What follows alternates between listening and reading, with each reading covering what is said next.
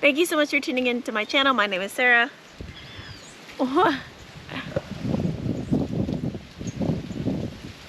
Aries. Hola. So one of the most common questions I get asked is, how am I staying in Colombia for so long? If you have ever traveled to Colombia or you live here, you will know that the visas in Colombia are very difficult. I say very difficult because, I mean, they're very difficult to get. It's not like you can get, I guess they're coming out with the digital nomad visa at some point, but I don't think that's gone through yet.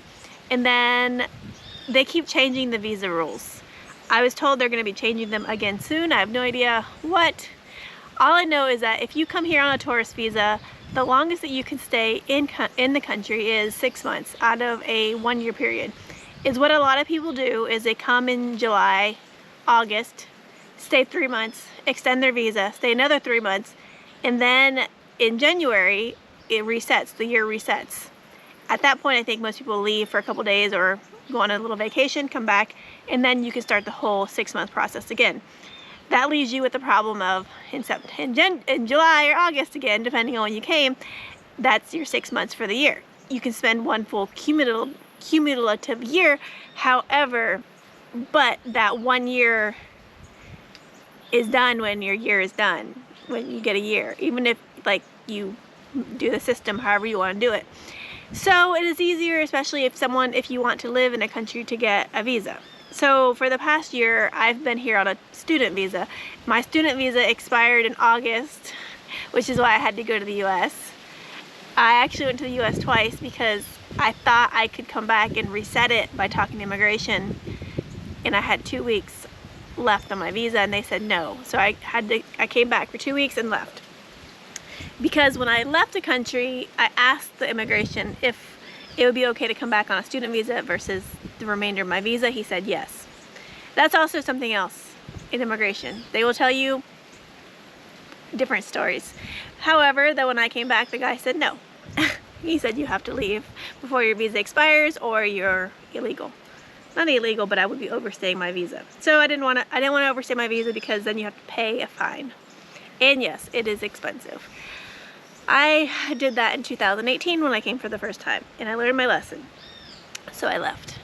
And then I went home and I got sick. So I ended up staying in the US longer than planned, but I did come back and I am back on a tourist visa. With that said, there are visas. You can get an investment visa, you can get a business visa. What I'm going to do is me and my boyfriend are going to get a domestic partnership visa, which is sort of similar to a marriage visa, but a little bit different. Honestly, I'm not sure how. I will be talking to a lawyer and going through a lawyer. I used a lawyer when I got my student visa because it is just so much easier, and even navigating the Colombian immigration website with my boyfriend, who is Colombian, it's still difficult. So we'll be using a lawyer. I've talked to a couple, so that will be how I will be getting a visa to stay this time. But I mean, there are other options, like if you buy property, depending on how much you spend, you can get a visa. Or if the digital nomad visa actually goes through, I think that visa is going to be for 2 years. I don't really qualify. Oh, maybe I do. I don't really know if I will qualify for it. You have to prove certain amount of income coming in, and my income is up and down every month, so it's not a steady income. So usually you have to have, I don't know, like 10 times the normal Colombian salary. I think it's like $650 a month to prove that it's coming in, which if you're coming from the US, you're probably going to be making that. I don't make that because I work for myself. So my income is based on how much I produce, what I do, and yeah, how lazy I am that month.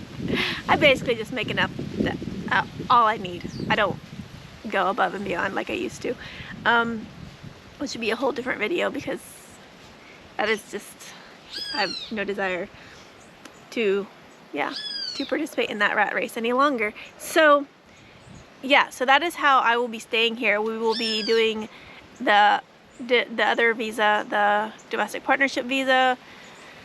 So it's a lot of work, and it's not like you just, because my boyfriend is Colombian, not the woman. I think when you it's vice versa. I think it's a lot simpler. That's what the notary lady told us. So I don't know. I don't have the answers for this yet because I have not gone through it. We're just starting the process, and which also is one of the reasons I went to the US to get my birth certificate, because they do require that. So that is one thing I know. But I don't know. It might have to be apostolated. I'm not sure yet, but I do know the person I talked to here said that they can take care of everything here in-house. I don't know. Again, it is Colombia, and rules change, things change. Well, I might have to go back to the US in the future, maybe. I hope not, because I really don't want to. I was there, I feel like I spent the entire summer gallivanting around the US, and it was great to see my family, but I have zero desire to travel right now because the world is going crazy. If you've turned on the TV, you already know this, and I just want to stay here. As you can hear the birds, and work in my garden that I showed you is a complete disaster at the moment. And I think it rained a lot while I was gone because everything is so overgrown. But anyways, yeah, so how am I staying here so long and living in Colombia? Because like I said, if you know Colombia is a very difficult country to immigrate to. That is how, at this moment. This will be to be determined as well, because I do not actually have a physical visa yet. I do just have my tourist visa for 3 months, which I will extend. But yeah, let's see. So let's see what happens. And that is all. That is where I have been.